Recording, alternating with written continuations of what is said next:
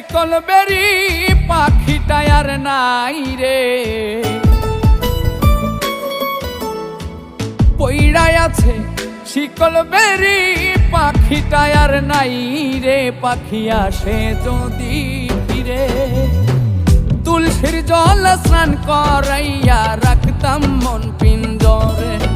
আমি ভুলি নাই পাখিরে, আইজো ভুলি নাই পাখিরে।